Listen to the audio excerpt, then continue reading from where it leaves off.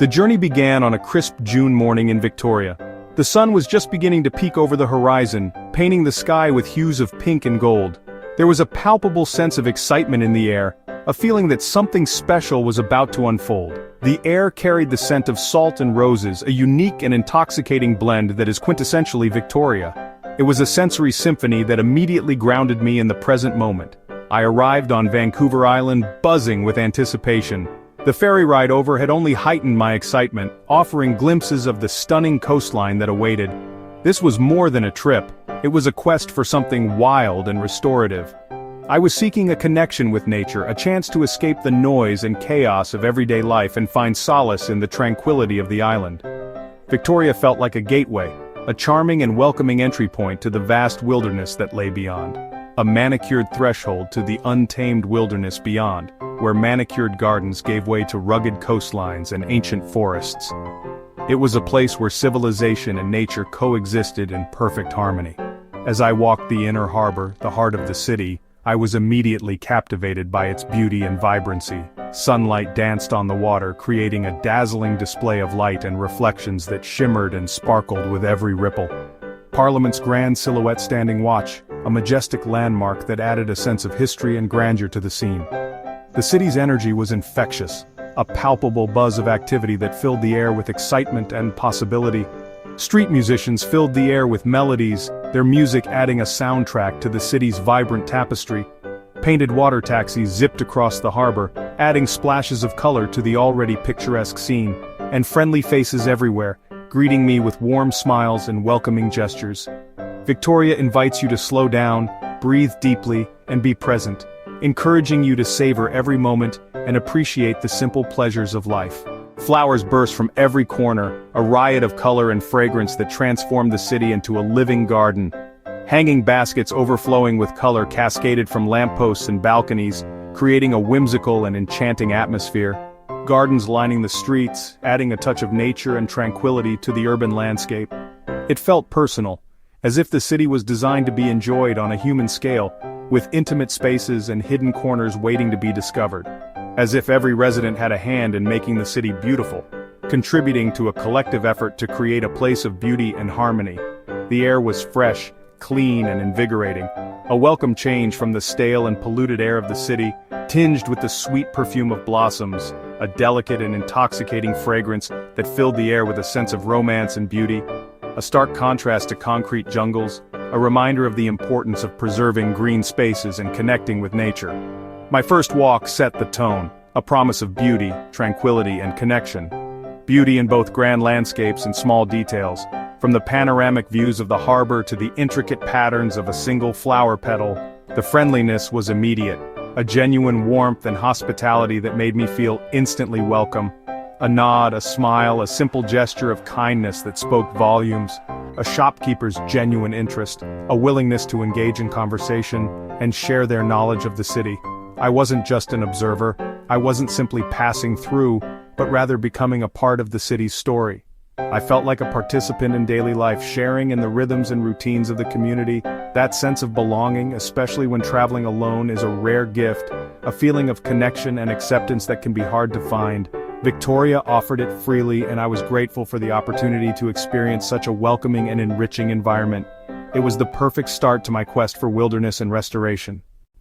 No visit to Victoria is complete without Butchert Gardens, a sunken wonder born from an old quarry. Descending the winding path, I entered a world of cascading ivy and vibrant blooms. Each themed garden, Japanese, Italian, rose, offered a different mood, a living sculpture painted with nature. Sitting by a tranquil pond, the stress of the world melted away. Back in the city, history whispered from every street. Bastion Square and Fantan Alley felt like portals to another era. Victoria's architecture is a blend of Victorian and Edwardian charm. The city embraces its ghostly legends, from the Empress Hotel to Parliament's haunted halls. As dusk fell and gaslights flickered, the past felt close, adding a layer of mystery. Here, history and imagination intertwine, making every corner feel alive. Victoria's spirit lingers in its gardens, streets, and stories. My most profound moment in Victoria happened on the water, an experience that resonated far beyond the charming streets and historic buildings.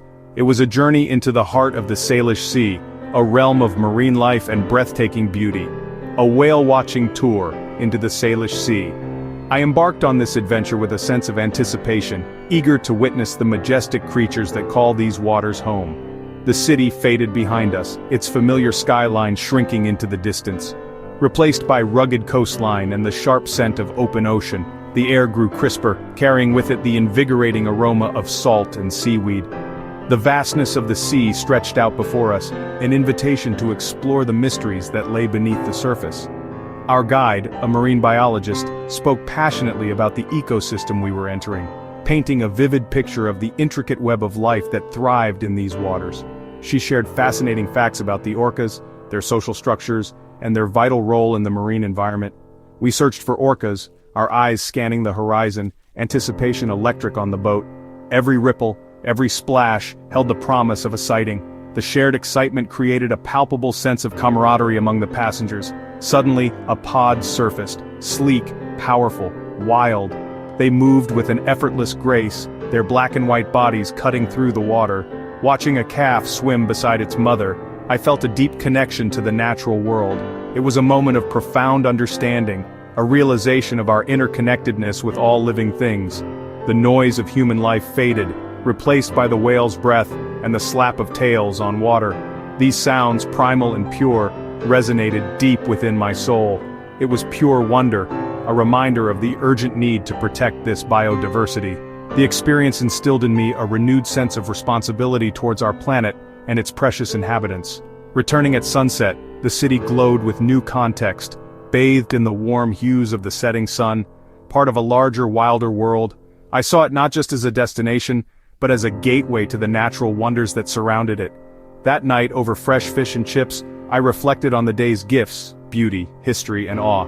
Solo travel gave me space to absorb it all, to truly connect with the experience on a personal level, reshaping my perspective.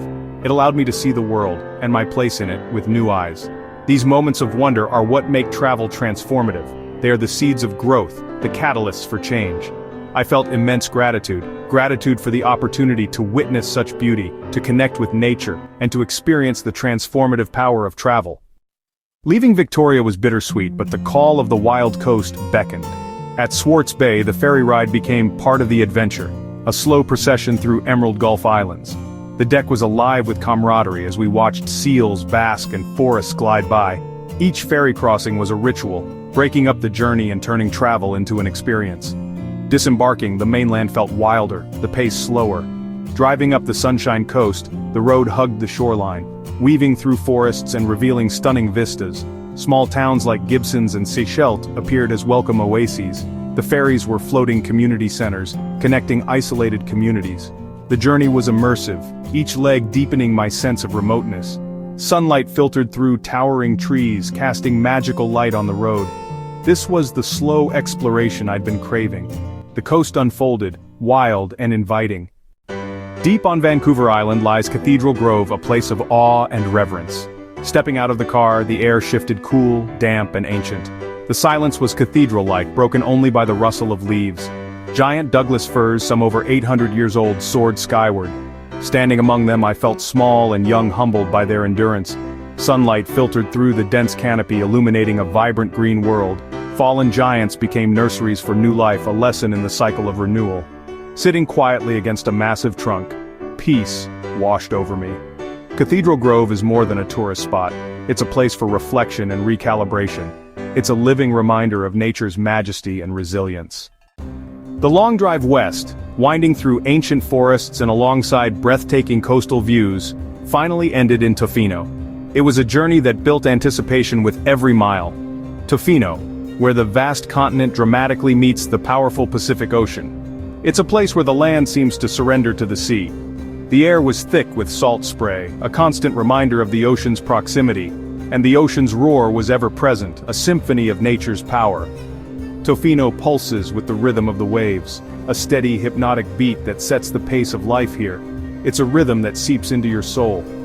Tofino is a haven for surfers, drawing them from all corners of the globe to ride its legendary waves. It's also a haven for artists, inspired by the dramatic landscapes and the raw beauty of the coast. And for seekers of wild beauty, those who yearn to connect with nature in its most untamed form, Tofino offers an unparalleled experience. The town itself is a laid-back cluster of surf shops, each one radiating a relaxed, beachy vibe. Galleries showcasing the work of local artists, capturing the essence of the coast in vibrant colors and textures. And eateries offering fresh, locally sourced cuisine that reflects the bounty of the ocean and the land. Long Beach stretched endlessly before me, an invitation to wander and explore, waves crashing in a hypnotic rhythm, a constant reminder of the ocean's power and beauty. Walking the shore, driftwood scattered like sculptures, each piece weathered and shaped by the relentless forces of nature.